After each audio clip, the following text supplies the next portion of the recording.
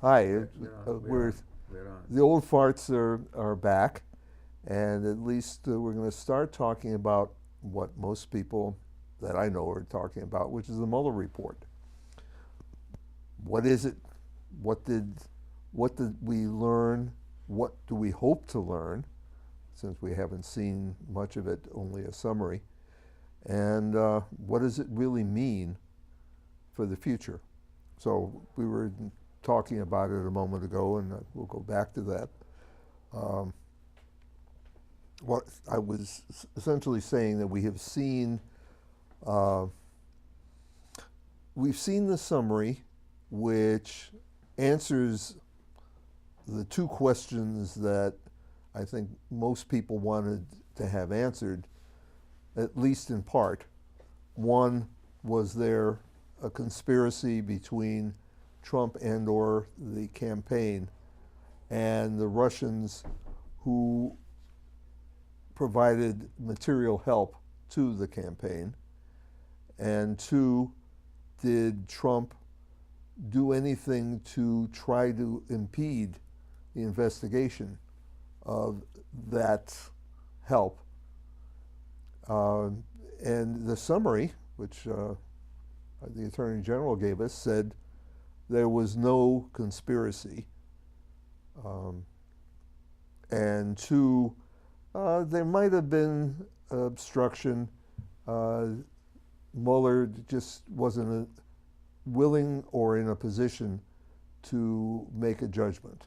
And my question is, why was he not in a position to make a judgment in terms of instruction, obstruction? Well, the problem, I think, what happens, in fact, is they have to make a legal weighing plus pros and cons. Maybe the positives versus negatives they weighed, and this guy came up with that we can't exonerate, but at the same time it doesn't amount to obstruction of justice. So maybe that's the judgment he made.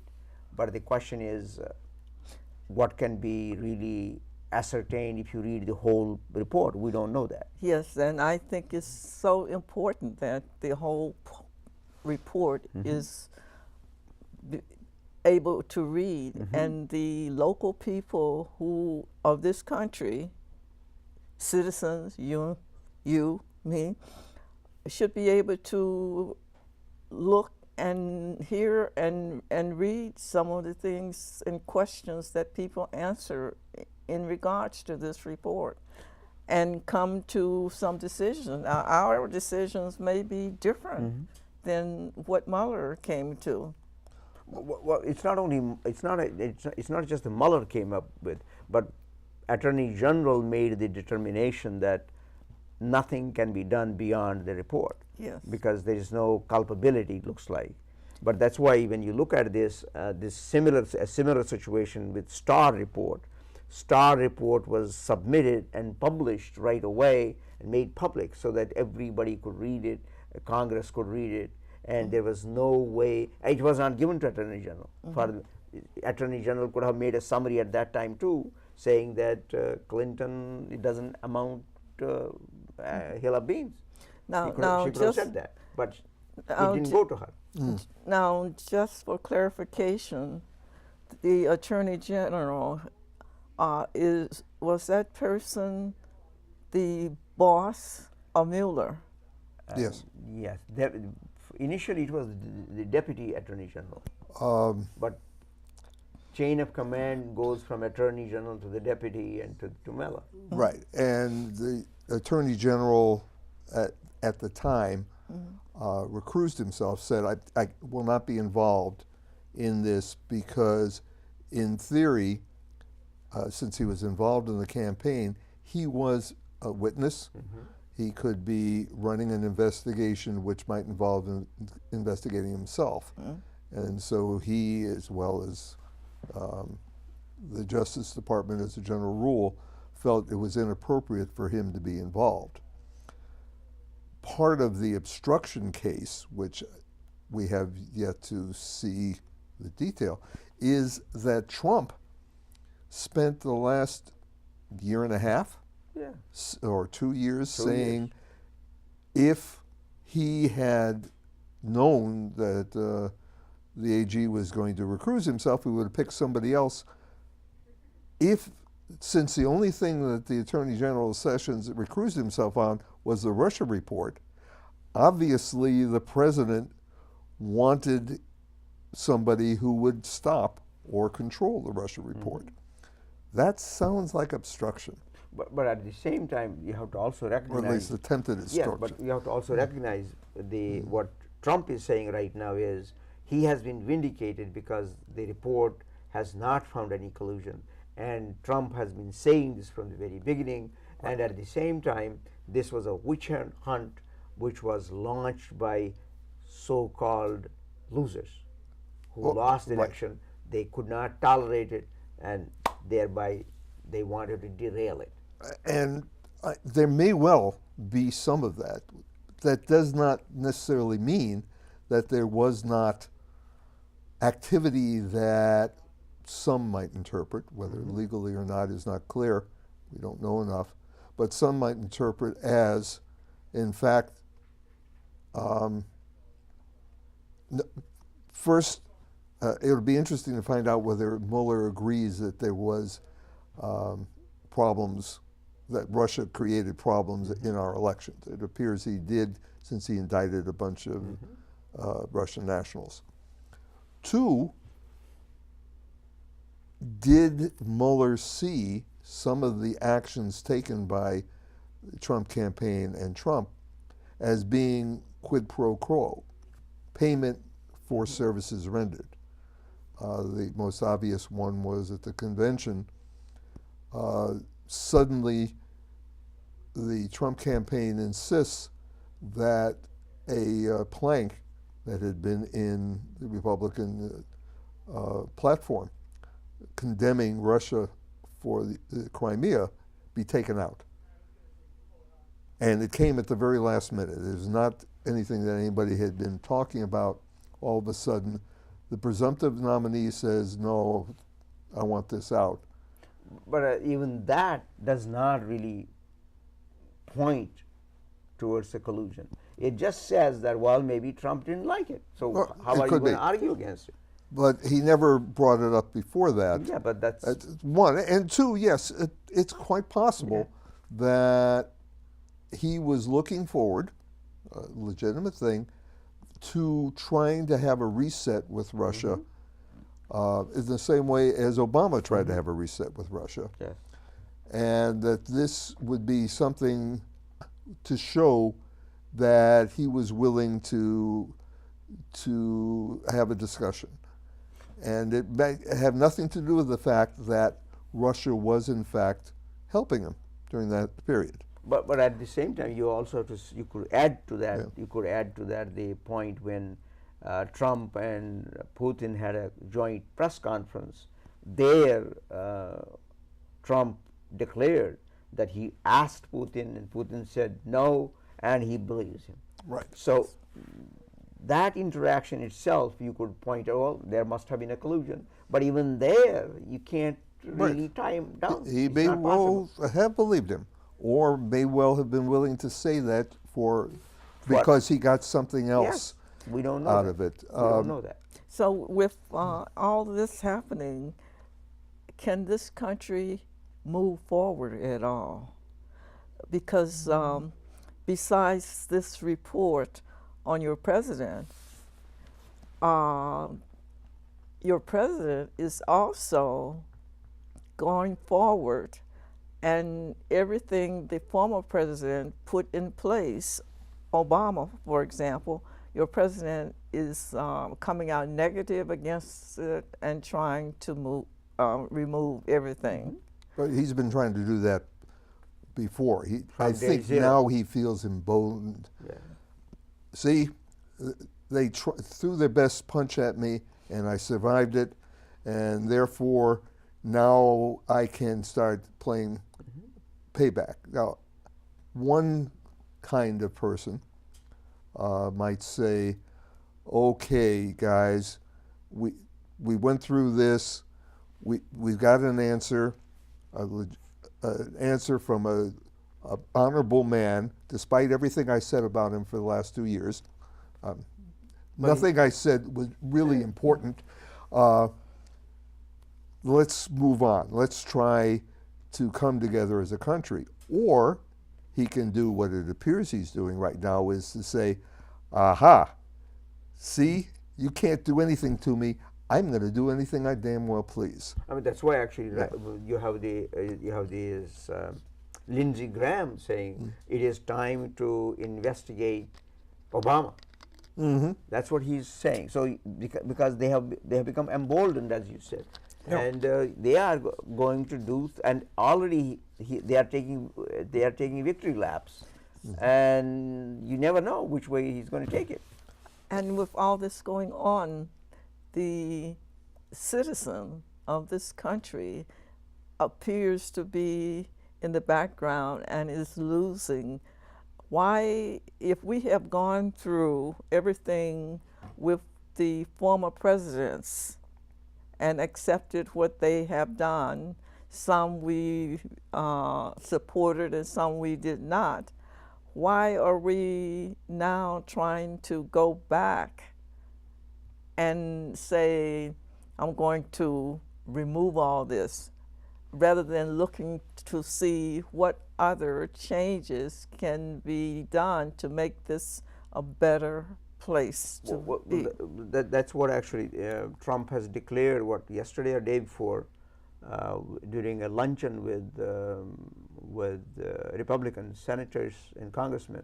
I think congressmen too, maybe senators only, I don't know. Senators, I'm sure of, I don't know and about Congress. he has declared that the Republican Party is the health party now. Right. And they are going to do it right, and at the same time they're going to get rid of the Obamacare. Right. So it's kind of interesting mix of the words that are coming out. And at the same time, going back to your point about the citizen, there are citizens who are really running with Trump, along with him through the victory lap. Right now he is in Michigan or somewhere doing all these speeches, and there are people who think he is keeping promises. But that's a big thing, because most of the politicians have no way of keeping the promises, and he's saying, see, I told you I will build the wall, I will build the wall. They don't get, see, these people, Democrats, don't give me money, I got the money. And so what is our team doing here in Massachusetts?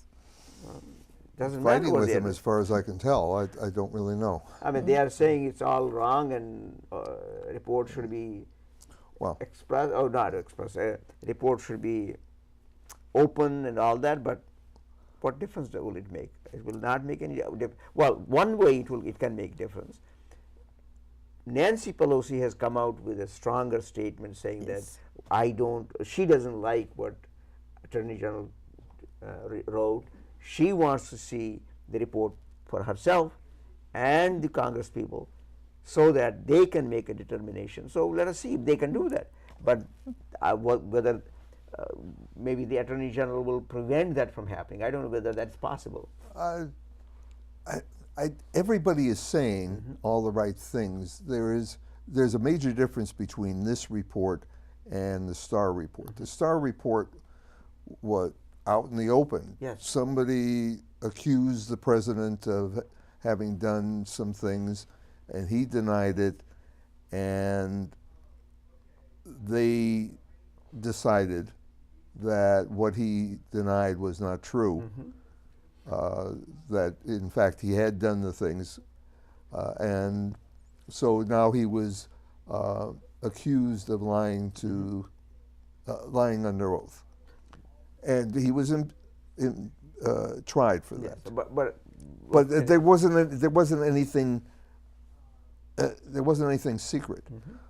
In this case, the FBI pointed at some guy 5,000-6,000 miles away and said, this guy did this thing on this date, which means either they're making it up, that's what Trump says, or they have spies, they have electronics, all kinds of things that if they told the Russians or the Chinese or whoever how they did it, they'd never be able to use that technique again. Or worse yet, maybe that technique would be used against us. I mean, that's the danger Right. there. Yes. So there's a lot of the stuff that's going to come out that's in that report, or some stuff, that can't come out for security reasons. Now the question, of course, is, in the same way as everything in Washington is secret unless otherwise leaked, only because what is secret is something that's embarrassing. If it's embarrassing to me, I'm going to make it secret, so it won't happen. But there are some legitimate things there. So some of it's not going to come out, although I would like to think that the intelligence committees, Senate and House, can look at those things and say, well, you know, this one I'm not so sure about. They did have this Russian lawyer. I don't know whatever happened to that. Remember there was a woman. Oh, the woman who was trying to get the Majinsky Act taken, and supposedly, and that was what the Trump Tower meeting was about, or at least that's what everybody seems to claim it was about. Even though that's not what Donald Jr. was told. So he was told, here, you have an opportunity to get some stolen get some dirt. stolen property, a crime, and use it. And then he finds out, supposedly, oh, there's nothing here. They just want to get rid of some stuff, and, you know, what they talked about before everybody left is still not known. So that was one of the things. I can tell you that back during the run-up to the inauguration, Don Jr. It was the son-in-law. Kushner went to the Russian. Jared Kushner, yes. Yeah, went to the Russian embassy trying to figure out some way that he could communicate to Russia without NASA knowing about it. This was a big thing for a week or two. Oh, I didn't realize that. And there was no denial of that. I see. By the way, the way we found out about it was the Russians announced it. I see. Russians announced the meeting? Yeah. In the same way as we found out in the Oval Office when Trump was saying, thank God I got rid of Comey, it's Russia things off my back. The only people there were the Russian ambassador and an interpreter. And guess who told the American public about it? The Russians told us. And who went and paid this person that had some kind of relation or relationship? Michael Cohen, who paid off Stormy Daniels and a few other people. Yes, but the ironic thing is that went undercover, and we elected this president, and there are so many people now going through this, and they are putting them in jail and doing these sort of things. And I think that this system should be the same for all citizens. And so I'm not sure I know where you're going with that. I'm just simply saying that we're not evaluating the common citizen the same way that we are evaluating the well-to-do persons or your president and that sort of thing. And I'm saying that we need a system that is even for all of us.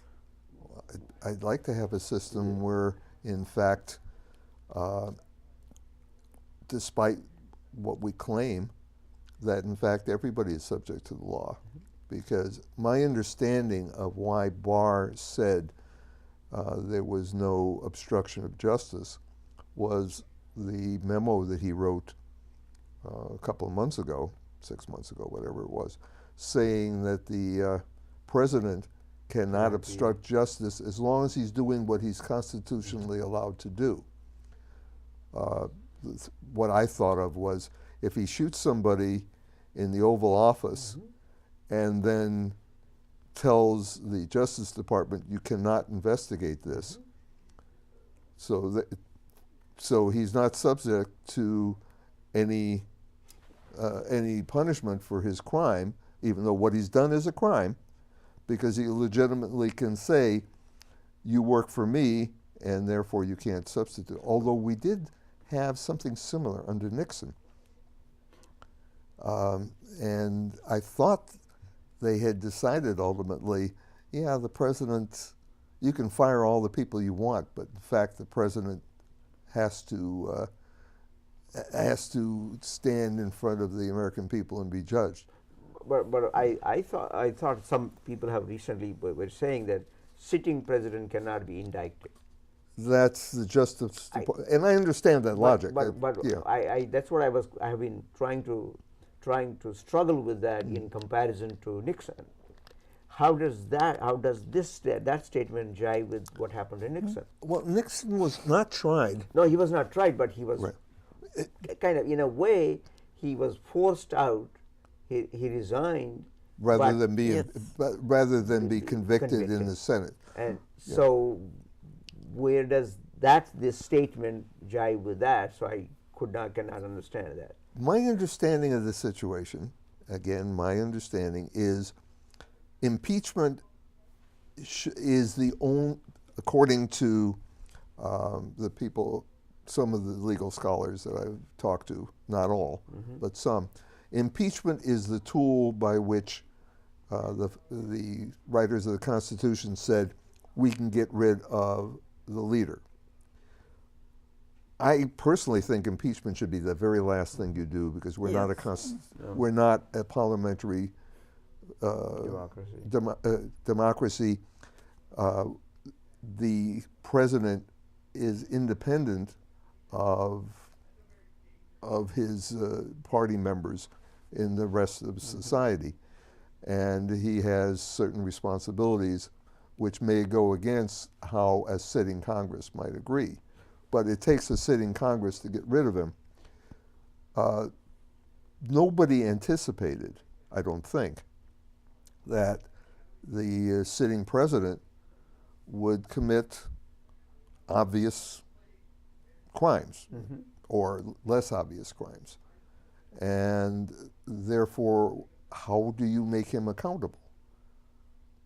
And that's really the issue, because if he's accountable for every little thing he does, then you can make him totally incapable of performing his job.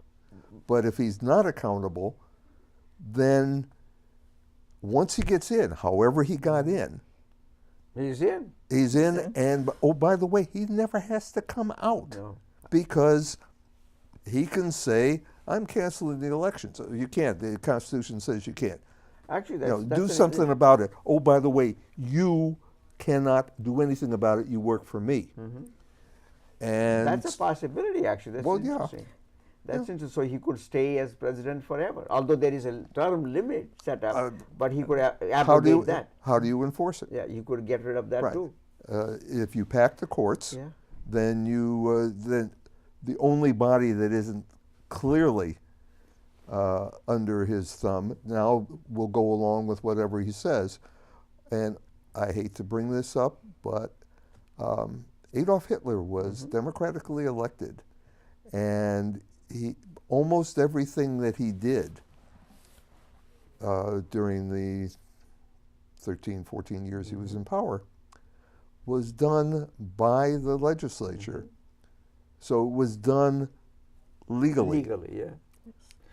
But at the same time, that using that analogy, you can see that the impeachment of Clinton could have been avoided by just kind of that same logic. But they did not do that. Right. Because I don't know why. Because they didn't do that. They didn't do that. I mean, but Trump is capable of doing it. Trump is willing to do it. It's not clear that Clinton was willing to do it. Now, Yes, now, that's a good point there. now today, how do you feel about just hearing about your president and issues related to your president? Is there anything else in the world, in this country, that you like to hear about, you like to see moving on? I for example, and we are doing what other people are doing, discussing your president. Yes. But I, for example, would like to hear about some other things, just ordinary citizen, for example, who may have done something that was unique, and to get the recognition and that sort of thing. But the idea that bothers me a lot is that everything a citizen does, it seems that there's a comment made about what has happened by your president, and that part bothers me. But it's not following. No, but let me be the devil's advocate. It is actually true that we are talking about the president. Yes. And president's people would like to be to actually get far away from discussing the president and stay on target with the issues. And it is people like common people who don't like President Trump that they are preventing those issues from coming to the surface. For example, we would like to build the wall. Why don't we talk more about the wall? Why don't we talk more about the conspiracy to prevent our president from getting the money? Why don't we talk about the conspiracy to prevent our president from sealing the border on the southern shores of wherever? And at the same time, why don't we also agree that we should really get out of the NATO? And why don't we also agree with getting rid of the Paris Accord? We should all be talking about all that. Those are the good issues. And the idea, to get the president. Yeah, the idea that everyone is either a Republican or a Democrat is not true. It's not true. I agree with you. And even listening to what we have to say tonight, I have voted both Democrat and Republican. I have voted for what I find and see about various people that could be helpful and wonderful for this country. And so I would like to see something like that happen, that we can make judgment, and we're not judged by coming on as a Democrat or coming on as a Republican. So I think you would remember, and we are old enough to remember that there was somebody called Donahue on TV. Yeah. Donahue show. Remember that? No, tell me about it. I may remember. It was a talk show, afternoon talk show. Phil Donahue was his name. And he was married to some actress whose name escapes me. I have no idea. And he had, I didn't watch it, but I heard about it. He would have these discussions, probably somewhat similar to this, with various guests that would come in. And usually objective. Objective means that he would not interject and give his opinions. That's what is happening right now. That's what you're actually essentially complaining about. That we are not getting the ideas directly from the candidate. We are getting them filtered through discussion, the talking heads that are sitting at CNN or CNBC or Fox News. And actually, a few days ago, I was watching. That's why I remember I brought this up. I was watching Donahue interviewing Bernie Sanders when he became mayor of Burlington, Vermont. He looks the same the way he looks right now, a little younger. His picture is the same. But his ideas have not changed. That's what I thought that was really something. He was the same, he had the same ideas then, he has the same ideas now. So that's kind of a politician you would want. So that he has an idea. He has an idea of the United States, a view of United States, what it could be and what it should be, and how government could help the common man or common woman or common child. And I thought that was refreshing to see. But that doesn't mean that all those ideas are going to help, but those are his ideas. So you can, but you don't see that happen right now. Oh. That's all I wanted to say. Well, do you want somebody who learns nothing over time? No. That's why I said that's one thing. But what was important there in my head was, in my mind, is that we were just getting him to speak rather than Donahue interpreting for him, and we don't have that kind of a exposition of candidates, their own ideas in that kind of format. Well, actually, you do have Trump, because Trump communicates directly.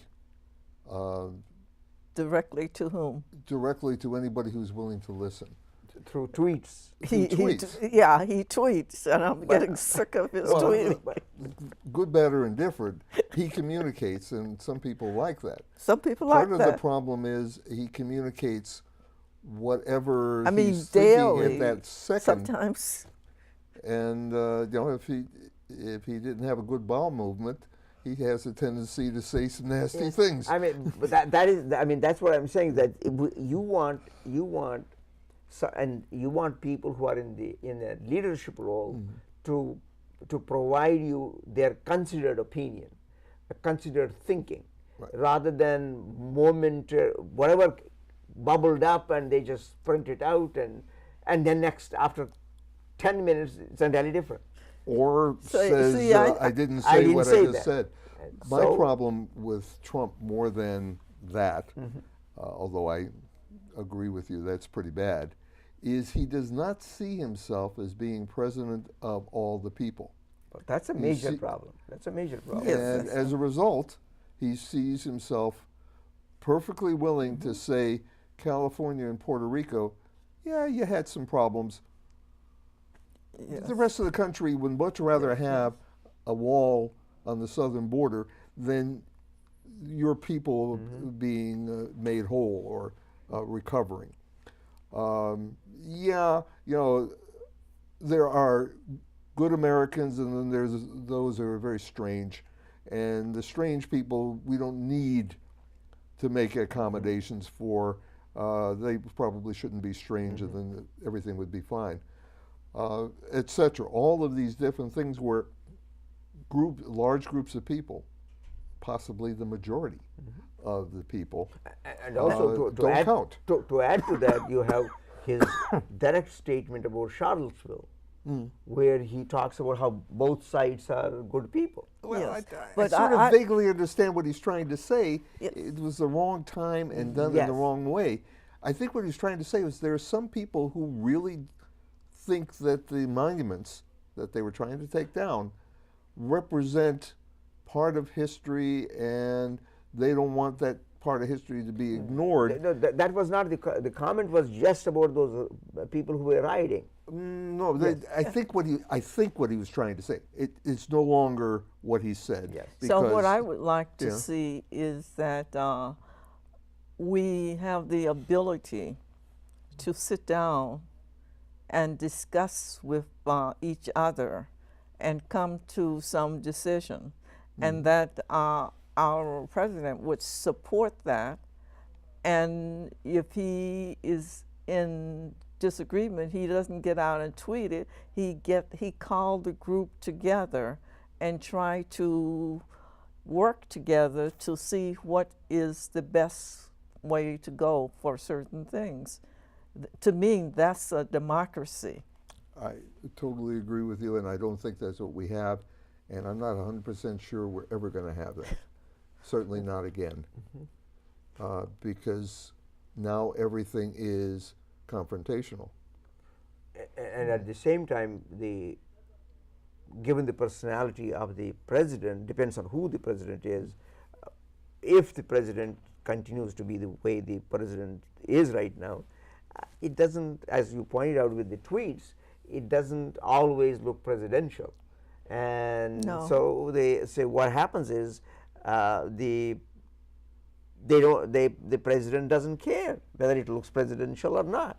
What he cares about is about what he says. That's it. And that everybody says nice things about him. Yes, of course. That's how he sees it. Right. And it becomes clear to me that the people who have any influence whatsoever over him are those who talk about how wonderful he is, and if you only did this, then the rest of the world would also see it. And that sometimes causes them to stop for a moment. I'm guessing, I don't know. I think Lindsey Graham probably dislikes him. I know Ted Cruz dislikes him.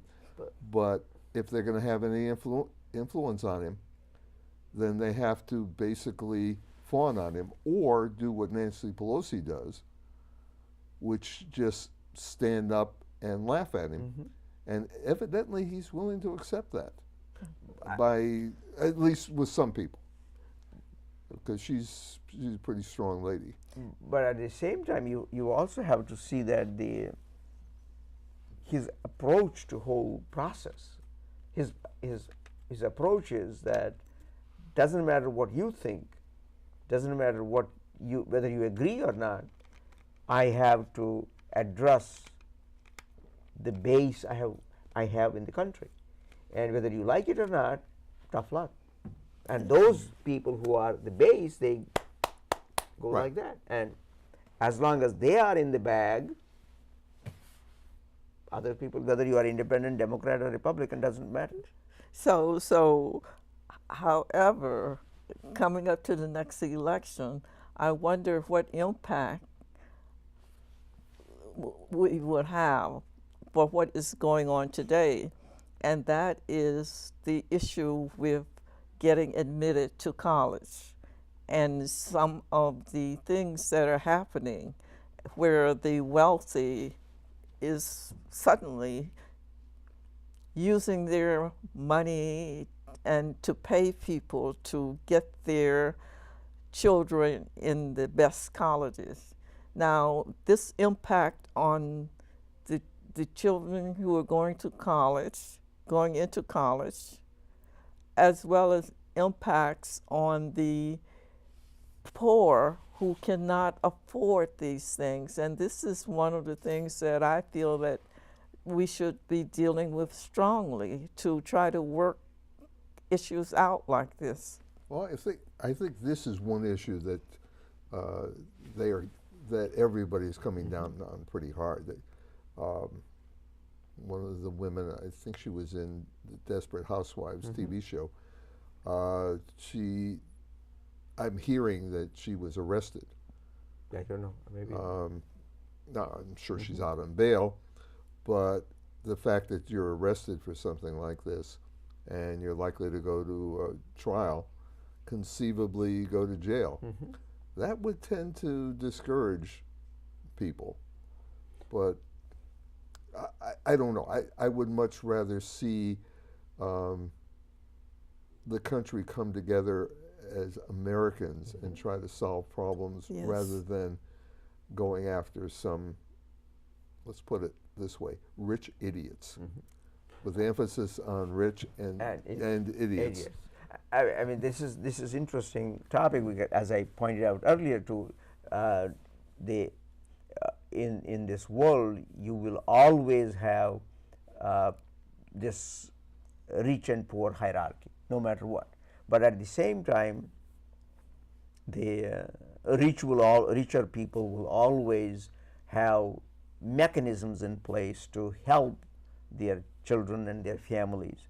And I would hazard the guess that the richer people will not work idiotically and use procedures and processes that help their children in a legitimate way. And that's what most of the people do.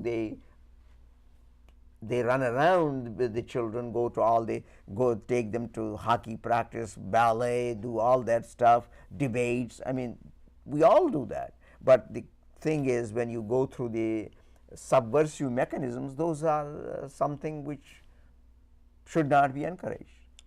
Yeah, and I totally agree with you. I believe with all my heart that everybody should have an equal opportunity. I also understand it isn't true. You work towards that. Yes. But if my kid wanted or I felt needed something, I would do whatever I could to try to make that happen. And because I'm not poor, I'm not rich, but I'm not poor, I have an advantage over somebody who is poor. Exactly. And, is that that fair? And you know, I don't know. that part is not fair. Let's say we had 2 children from here in this town, and one come from a middle class or higher family, and the other one is poor, and they have made B's or A's, similar grades all through high school. How is it that we can allow families who have some money paid to get their children in the best colleges, whereas the grades should be the determining factor in terms of the college? And I agree with you. And my ideal would be exactly totally merit-based. The reality of the situation is, if my kid needs something, one of the reasons why I worked hard and did stuff was that the kid would have that extra little bit. But and I don't know how you separate that. I mean, I would add to this is that the extra bit is not illegal. It's not. The only thing the people would do is be able to sacrifice somewhere else and give some opportunity to the kids so that they have a better shot at something. Maybe a tutor. Maybe a tutor, yes. Or I mean, there are tutoring schools all over the place, so maybe we can provide a tutor. But I'm talking about bright kids who are poor, and the wealthy kids, and they apply to the same college, but I'll give you an example. the wealthy may be paying a little bit of money or supporting. The paying a little bit of money to somebody, influencing the judge with an envelope is one thing. I have a friend, his son wanted to be a baseball pitcher. And he was certainly better than the average bear. My friend took the kid to every baseball camp he could find, hired people to help train him, etc., so that he could be the best prepared he could possibly be. Is this a bad thing? Certainly meant that the poorer kid who might have similar ability, when somebody was offering a place on the baseball team, who do you think had the advantage? I intellectually understand that my friend because he had more time and more money, so gave his kid extra opportunity. But that's why he went out to do that. He sacrificed what he could have been doing, and certainly the time that he had. And I can't criticize that. So, but he worked with his child. Yes. Yes. But And what we are getting now is not the work; it's getting the paying of people but- to. Except for the fact that one is illegal and the other one isn't. Yes. It's the same kind of thing. It's really hard to criticize somebody who's going and doing whatever they can to help the kid be either what they want or what the parent hopes that the kid can be. But when you start lying and saying that, Intellectually, I understand what you're saying. Emotionally, I mean, that's what actually Bob did point out. There is an idiotic way, and then there is a normal, regular mechanism which achieves maybe the similar goal, but it's more likable and also makes the kid work harder, gives the kid opportunity at the same time. But then it is basically up to the kid rather than up to the envelope which has been pushed with all the money and given under the table. but what is happening now? Some of those kids, Brown University, for example, said, "No, you can't come now that everything is out. You can't come to my school," and so. Now you know why Trump wanted to stop the investigation, because all these bad things are happening. But the kid may not have been involved with what the parents were doing. Well, some of the kids have been very involved because they were actually photo shoots and stuff done to show that the kid was really an athlete. I mean, the kids were involved, but the flip side to this is kids do what their parents tell them. So are kids liable? And some schools consider them liable. But at the same time, coming to your other point, is that the parents were trying to send their kids to top schools. But you notice that not many top schools were involved. You have University of Southern California comes up, the big one. I'm not quite sure why that was picked, but that was important. But for some schools, I guess it's a decent school. Yeah, it is a decent but school. I think there was some really top schools that were Brown, identified. Brown. Some of the problems, and here's where you start getting where I no longer have this emotional tie, when they would bribe a proctor at the SAT to give the kid more time. Or I guess in some case, although I can't remember which one they were talking about, they actually bribed some SAT guy to change the answers. So do the answers, I guess. Right? Or do them, or change the Yes, answers or something. I mean, what I could not understand is, aren't SATs given? They're given at a certain place where you can't do the cheating. Well, for some kids, they're given extra time. If they a dyslexic kid is given extra time, for example. But they take what they have done and take that out and go to person who has set in and done the same test and put that in for that person. That, and by the way, I have heard that has happened, where somebody comes in and claims to be XYZ and they're not, and then they take the test for them. Yes. Wow. Okay. Well, so that means that it's been done. it has been done. The fact that these are rich people and they arrange for that makes it a little bit worse. But when they start messing around that way, the emotional thing I was talking about a little while ago, that goes away. But It goes away. But at the same time, that means there's an industry behind the scenes Yes. that does this. Illegal. The guy who actually was the brains behind it wore a wire because he had gotten caught. How he got caught, I don't know. But he actually is the one who got the rest of these people, Right. investigated and tried. So yeah, there was an industry. He made a hell of a lot of money doing it. I mean, it's interesting because you read about how there is an industry of writing papers for you, Yes.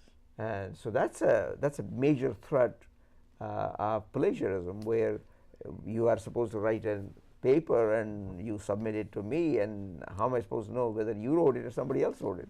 I mean, that's there's an industry now to track that also, so that you can actually submit it to another software where they can immediately see does it match to somebody else's paper. That's where it becomes so bizarre where the world has gone, that you have somebody appearing for an exam and then somebody else appearing for somebody else, and where does it stop? Yes. So there are Yeah. people running behind the scenes who make a lot of money doing this. Yes. Getting back to the subject at hand, the Mueller report and Trump, did Trump do essentially what we said for whatever reason? I personally think that Trump is deeply in debt to the Russian oligarchs and the Russian government. And once they saw that he had a possibility of being president, they went out of their way to make sure that he was, and then probably told him, even if he wasn't directly involved, they probably told him after the fact, you're here because. And if in fact you don't play ball, then you won't be here. Or we will show the cards. Yeah, we'll show the cards, and Yeah. you will not be here Yes. anymore. And so he said, okay. I mean, that's a possibility, because if there is nothing traceable. Well, again, who knows what's traceable? Supposedly, that was what Mueller was trying to find, was the traceable. The fact that nobody wrote a legal thing and put it on a chair somewhere where somebody else took a picture of it doesn't mean it didn't happen. Yes, Well, but I would be much more acceptable of Mueller's report if he get it out to the public. Now, I know that some things has to be Right. kept secret, but to get the report out so the common citizen can understand what is going on. I agree, and I think that the Democrats are doing everything they can to get it out. And see, I'm not sure that everybody will be able to understand. I think in large measure, you'll understand what you want to understand. But I mean, I don't think it should be the Democrats or the Republicans. I think it should be the citizens. well, I will tell you good example about what Bob just said. That is, we have all these bills that get passed in the Congress. How many of us can actually understand what those bills are? We only know about those when they are passed and some talking head explains it to you, that, or to us, oh, this is what got passed, and we have no idea what happened, and they get passed, and then maybe it's usually too late. And but there are two different things with this report. One is I don't know whether it will be large portions or small portions of the report will be redacted, and then with those redactions, you may never be able to connect the dots. And the second thing, it will be in such a legalese, you need legal scholars to More talking heads. So I don't know whether we will get anywhere unless Congress really sits on it and debates it. That means a more waste of time. Actually, I think what's more important, and I don't know how this would work, is when, and I'm sure they will, they call Mueller. And Mueller says, well, this is what I was thinking. And again, personally, I think when he said, I can't make a determination on the obstruction of justice, he felt that it was Congress's job to do that, because he wasn't going to indict. For whatever reason, he wasn't going to indict the sitting president. I don't understand why he did not asked to speak to Kirshner and Donald Jr. and Eric? Eric, Eric seems to, although he's the butt of a lot of jokes, yes. somebody was saying he's actually the guy who runs the Trump organization. Oh, Everybody else is out having a great time, and I he's see. the He guy is whose the- nose is to the grindstone. Grinds, oh. So he my may or may not know anything.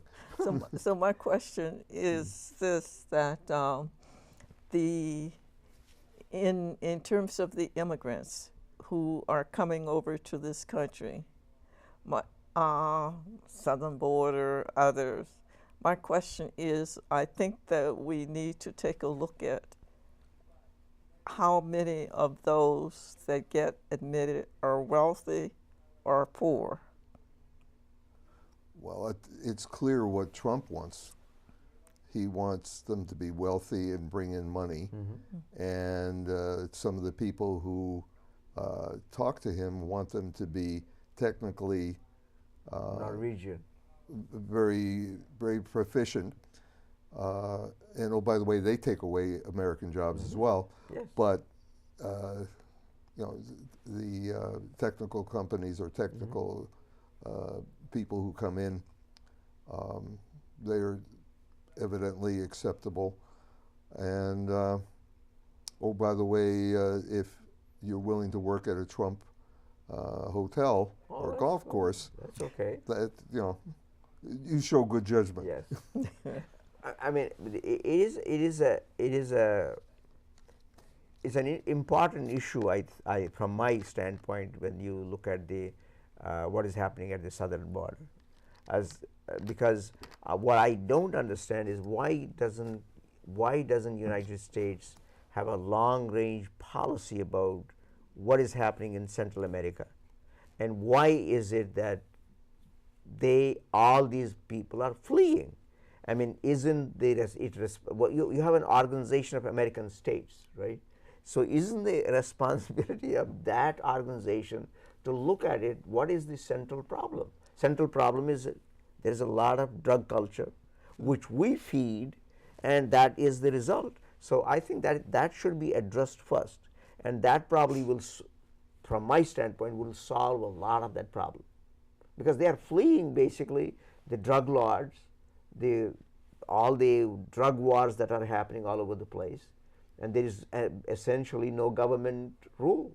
There's anarchy all over the place. Well, if you listen to what the immigrants themselves say. In the poorer areas, I think there's little or no government rule. Part of that is because the government refuses to do what's necessary. And part of what's necessary does not involve dealing with the drug lords. Part of it is just providing sewers and clean water and picking up the garbage and an education, etc. But we found that in many cultures, and unfortunately to some extent in America, more so now than before, the lower classes aren't as important as the upper classes. So whatever